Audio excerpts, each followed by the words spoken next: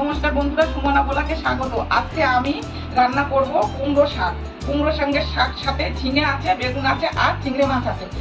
এই সব রকম দিয়ে আমি এই শাকটা রান্না করে আমরা খাবো আর আপনাদের সঙ্গে শেয়ার করব। চিংড়ি মাছ আর শাক কেটে আমি রান্নাঘরে আসছি।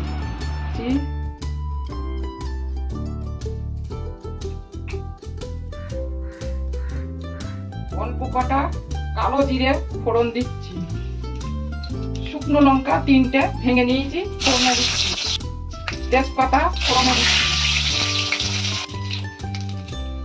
পেঁয়াজ ফোড়নে দিচ্ছি,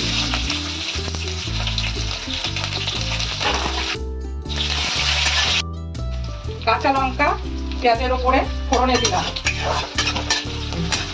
পেঁয়াজ লাল লাল হয়ে এসেছে, চিংড়ি মাছটা এখানেই দিলাম।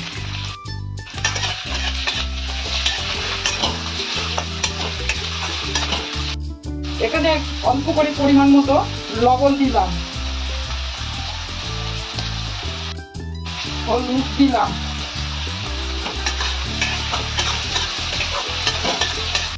আদা রসুন বাটা দিলাম, কেটে ধুয়ে নিয়েছি এখানে দিলাম। এই শাকের মধ্যে আমি অল্প একটু ছোলা দিলাম।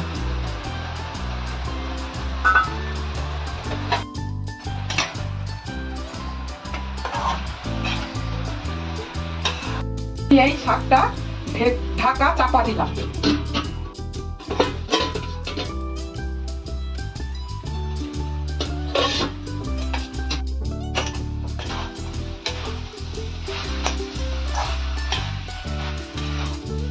শাকটা হয়ে এসেছে। শাকের মধ্যে আমি পরিমাণ মতো চিনি দেবো। শাকটা হয়ে গেছে, আমি শাকটা নামিয়ে নিচ্ছি। কুমড়ো দিয়ে চিংড়ি মাছের রেসিপি আপনাদের কেমন লেগেছে অবশ্যই কমেন্ট বক্সে লিখে জানাবেন। আর যারা যারা আমার চ্যানেলটাকে এখনো অবধি সাবস্ক্রাইব করেনি অবশ্যই করে নিন। চিংড়ি মাছ দিয়ে কুমড়ো শাক ভাতের সাথে খেয়ে পরিবেশন করে দেখাচ্ছি। আমার ডেলি রুটিনের রান্না আপনারা এই চ্যানেলে পেয়ে যাবেন।